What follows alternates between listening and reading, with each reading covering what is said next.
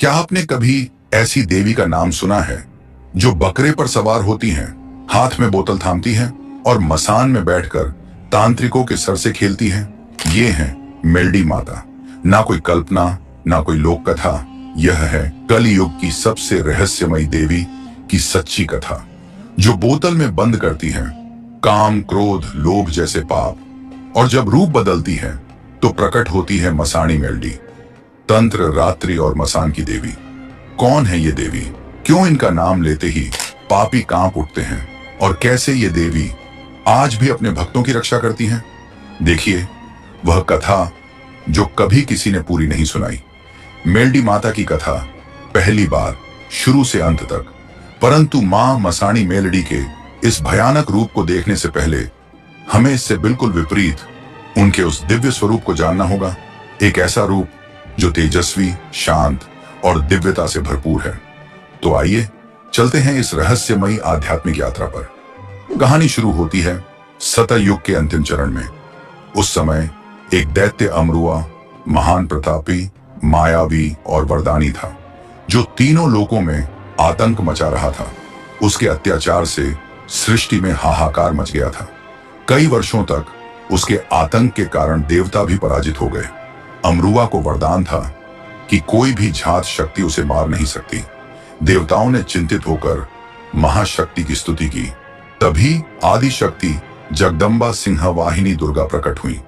उन्होंने अपने 9 रूप धारण किए और उनके साथ 10 महाविद्याएं तथा अन्य सभी शक्तियां प्रकट हुई। फिर दैत्यों के साथ पुनः महासंग्राम छिड़ गया और यह युद्ध 5000 वर्षों तक चलता रहा। अंततः दैत्य अमरुआ अपने प्राण संकट में देखकर युद्ध छोड़कर भागा और पृथ्वी लोक में सायला नामक सरोवर में छिप गया। उसके पीछे वह नवदुर्गा और सभी शक्तियां वहां पहुंची और सरोवर का पानी पीने लगी। अमरुआ सरोवर से निकलकर भागा और रास्ते में पड़ी एक मरी हुई गाय के कंकाल में जा छिपा, सोचते हुए कि यहां देवियां नहीं आएंगी। देवियां वहां पहुंची और देखा शत्रु गाय के पिंजर में घुस गया है। सब ठिठक कर खड़ी हो गई, क्योंकि मृत गाय का पिंजर अशुद्ध माना जाता है। इस अशुद्ध पिंजर से दैत्य को निकालना, वो भी पिंजर में घुसकर, बिल्कुल असंभव था। बाहर निकले बिना उसका वध भी नहीं किया जा सकता था। ऐसी विषम स्थिति में मां ने तरकीब लगाई, अपनी हथेलियों को रगड़ा और मैल निकाला। आदि शक्तियों ने उक्ति लगाई और इस मैल से एक मूर्ति बनाई। फिर मंत्रों द्वारा मां ने उसमें प्राण डाले। मूर्ति में प्राण स्थापित होते ही मेलडी माता प्रकट हुई, एक बाल कन्या के रूप में, जिनके बाएं हाथ में खंजर और दाएं हाथ में दिव्य बोतल थी। कन्या ने कहा, हे माताओं, बताइए आपने मेरा आह्वान क्यों किया? देवियों ने अपनी सारी व्यथा सुनाई। सारी बात समझकर कन्या ने देवियों की इच्छा अनुसार गाय के पिंजर में प्रवेश किया। यह देखकर अमरुआ चकित रह गया और डर कर बाहर भागा। जैसे ही वह बाहर आया, माता ने उसका वध कर दिया। इससे उन्होंने सिद्ध कर दिया कि उनका जन्म बंधन में बंधने के लिए नहीं, बल्कि बंधनों को तोड़कर कठिनाइयों से लड़ने के लिए हुआ है। सभी देवी देवताओं ने जय जयकार की और संपूर्ण सृष्टि अमरुआ के आतंक से मुक्त हुई। परंतु कन्या यदि स्वयं प्रकट होती तो काम निपटाकर लौट जाती, पर यहां तो उनकी रचना कर आह्वान किया गया था। इसलिए सभी देवियों ने उसकी महिमा की और परीक्षा लेने का निश्चय किया। सबसे प्रमुख थीं चामुंडा देवी। उन्होंने कहा, इस कन्या को काम रूप कामाख्या नगरी भेजो। कामाख्या उस समय तंत्र मंत्र, काली विद्या और मायावी शक्तियों का गढ़ था, जो आज के असम में स्थित है। अगर यह नामहीन कन्या वहां भी विजय पा लेती है तो सिद्ध हो जाएगा कि वह कलयुग में सबसे प्रभावशाली शक्ति है। उस समय कामाख्या नगरी पर नूरिया मसान का प्रभाव था, जो बहुत ही भयानक था। वह कामाख्या का मुख्य पहरेदार था। कन्या ने उसे भी परास्त कर दिया। कामाख्या नगरी में प्रवेश के साथ देखा तंत्र मंत्र, जादू टोना, काली विद्या, माया के ढेर, इन सबको समझने में ही अमूल्य समय जाया हो जाता। उन्होंने सबको घोल बनाकर बोतल में बंद कर लिया और भूत प्रेत, मसान तथा सभी दुष्ट तांत्रिकों को बकरा बनाकर उस पर सवार हो हाथ में बोतल लेकर बाहर आ गई। सभी देवताओं ने पुष्प वर्षा कर उसका स्वागत किया। तभी से बकरा उनका देव वाहन बन गया और उनका नाम पड़ा मेलडी, मेली विद्या पर विजय पाने वाली देवी। मां चामुंडा ने कहा, जिस विद्या का उपयोग दूसरों को दुख देने के लिए होता है, तुमने उसी मेली विद्या पर विजय पाई, इसीलिए तुम्हारा नाम मेलडी हुआ। अब हम बढ़ते हैं सौराष्ट्र की ओर, वीरमगढ़ राज्य में। वहां के राजा भीम सिंह को एक बड़ी चिंता थी। उन्हें संतान नहीं थी। राजा रानी ने अनेक यज्ञ किए, कई मन्नतें मांगी, लेकिन कोई फल नहीं मिला।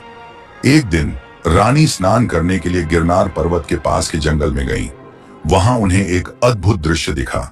बकरे पर सवार एक कन्या, हाथ में त्रिशूल, खंजर और आंखों में तेज।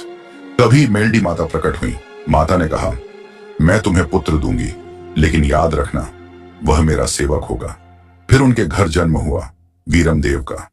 जब वह बड़ा हुआ, माता ने उसे एक विशेष बोतल दी और कहा, इसे संकट के समय खोलना, लोभ में कभी नहीं। कुछ समय बाद पड़ोसी राज्य के धीरपाल राजा ने हमला किया। वीरमदेव के पास केवल 300 सैनिक बचे थे। तब उसने माता की दी हुई बोतल खोली।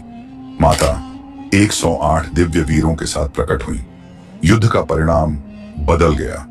वीरमदेव की विजय हुई। उसके बाद वीरमदेव ने अपना जीवन माता की भक्ति में समर्पित कर दिया।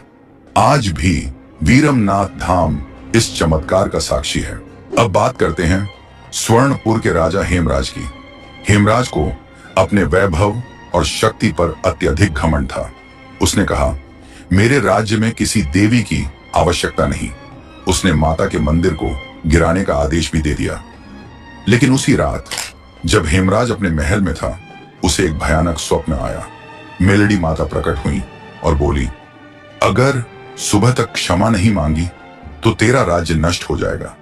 हेमराज डरकर जाग उठा, परंतु घमंड में उसने इसे केवल एक सपना समझा। सुबह होते ही उसके राज्य में आपदाओं का कहर टूट पड़ा।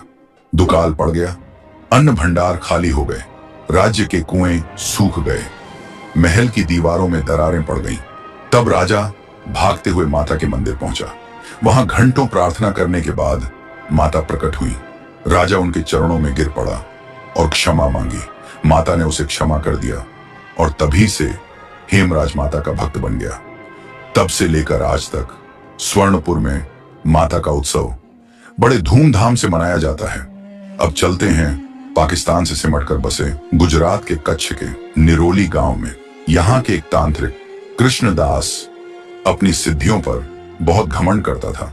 कहते हैं उसने यह ठान लिया था कि वह मेलडी माता को बाधित कर अपनी शक्ति सिद्ध करेगा। उसने घोर तंत्र साधना शुरू की, लेकिन जैसे ही उसने माता को बाधित करने का प्रयास किया, एक तेज दिव्य प्रकाश उत्पन्न हुआ। अचानक ही कृष्णदास की सारी सिद्धियां नष्ट हो गईं और देखते ही देखते वह स्वयं एक बकरा बन गया। यह कहानी हमें सिखाती है कि शक्ति का घमंड नहीं पालना चाहिए। शक्ति का दुरुपयोग हमेशा आत्मविनाश का कारण बनता है। ऐसी ही राजस्थान के बालोतरा क्षेत्र में भी एक कहानी हुई, जहां राजा हरिहर और सेनापति धवल सिंह युद्ध के शत्रुओं से घिर गए थे। जब शत्रुओं ने चारों तरफ से राज्य को घेर लिया, तब माता एक शक्ति रूप में प्रकट हुई और शत्रु भयभीत होकर भाग गए।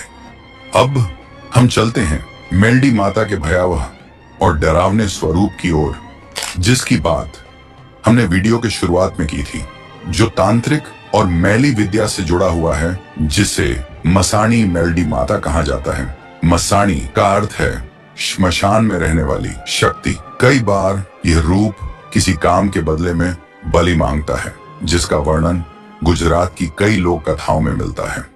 वैसे तो माता के पूरे भारत में अनेक मंदिर हैं, लेकिन कामाख्या पर विजय के बाद उनका मुख्य स्थान बना कामरूप देश का माखणिया डूंगर। इसे लोग कामाख्या नगरी या कामरूप देश के नाम से भी जानते हैं। अब हम बात करते हैं भारत के सबसे महान राजा की, उज्जैन के अमर राजा, राजा विक्रमादित्य की। एक ऐसे राजा जिन्होंने सिर्फ राज्य ही नहीं, बल्कि धर्म, न्याय और वीरता से भारत की परंपराओं को अमर बनाया। एक समय पर उनका विशाल साम्राज्य सिर्फ भारत ही नहीं, पश्चिम में आज का सऊदी अरब, पूर्व में इंडोनेशिया, उत्तर में मंगोलिया और दक्षिण में श्रीलंका तक फैला था। लेकिन यह कहानी उस समय की है जब राजा विक्रमादित्य सिर्फ उज्जैन के राजा थे। यह कथा है राजा विक्रमादित्य और मां मेलडी के रहस्यमयी, भयावह और अलौकिक अनुभव की। एक अनसुनी कहानी जो शायद ही किसी ने कभी सुनी हो। तो चलिए बिना समय गवाए कहानी शुरू करते हैं। उज्जैन के राजा वीर विक्रम 18 भाषाओं के जानकार थे, स्वभाव के बहुत सरल और विवेकी। एक दिन राजा ने सोचा मुझे योग सिद्ध मंत्र सीखना चाहिए। इसलिए एक रात सारा राज्य छोड़कर वे अकेले कामरूप देश की यात्रा पर निकल पड़े। वहां के गहरे जंगलों में एक तपस्वी बाबा वालीनाथ साधना में लीन थे। राजा विक्रमादित्य वहां पहुंचे और जोर से बोले, अलख निरंजन। राजा की आवाज सुनते ही बाबा वालीनाथ ने अपनी आंखें खोली और पूछा, कौन हो तुम, यहां क्यों आए हो? राजा बोले, बाबा मैं उज्जैन का राजा विक्रमादित्य हूं, मैं योग सिद्धि मंत्र सीखने आया हूं। यह सुनकर बाबा ने मंत्र सीखने का कारण पूछा। राजा बोले, मैं यह मंत्र अपनी प्रजा के कल्याण के लिए सीखना चाहता हूं। बाबा यह सुनकर सिखाने को तैयार हुए, परंतु उन्होंने एक शर्त रखी। शर्त यह थी कि 14 की रात राजा को पुतली वाव से एक लोटा पानी भरकर लाना होगा। अगर वे ऐसा कर पाए तभी उन्हें मंत्र की दीक्षा मिलेगी। कुछ दिन बाद काली 14 की रात आई। राजा पुतली वाव पर पहुंचे और एक लोटा लेकर सीढ़ियों से नीचे उतरने लगे। लगभग 50 सीढ़ियां उतरते ही वहां सो रहे सारे भूत जाग उठे। चारों तरफ से डरावनी आवाजें आने लगी, राजा तुझे खा जाएंगे, तुझे खा जाएंगे। इसके पहले भी कई राजा पानी भरने आए थे, लेकिन कोई भी जिंदा लौटकर नहीं गया।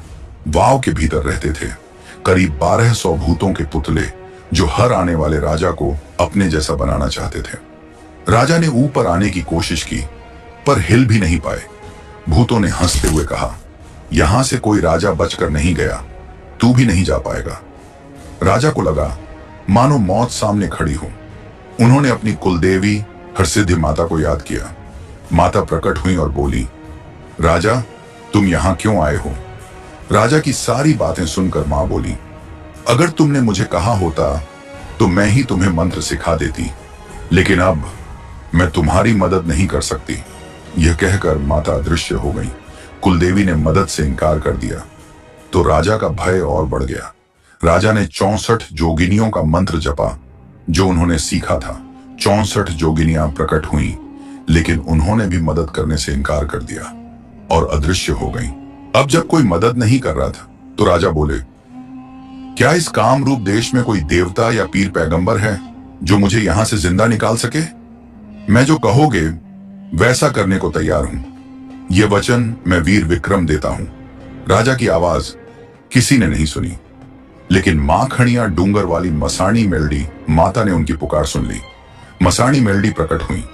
जैसे ही उनके पैरों के घुंघरू बजे सारे भूत प्रेत भाग गए। राजा ने माता से अपनी रक्षा की प्रार्थना की। माता ने राजा को सुरक्षित वाव से बाहर निकाला। जैसे ही वे बाहर आए, राजा झुककर बोले, माता जी बताइए मैं आपके लिए क्या कर सकता हूं? माता बोली, मैं मसाणी मेलडी हूं, मुझे तुम्हारे कलेजे का भोग चाहिए। यह सुनते ही राजा ने अपनी कटार निकाली और कलेजा निकालने ही वाले थे कि माता ने रोक दिया। वे बोली, नहीं विक्रम, आज नहीं, पूरे 1 साल बाद गढ़ रुखिया श्मशान में आना, तब मैं तुम्हारा कलेजा लूंगी। राजा ने कहा, भले मां, जैसे आपकी इच्छा। और वे अपने राज्य लौट आए। समय बीता। 1 साल बाद काली 14 की रात आई।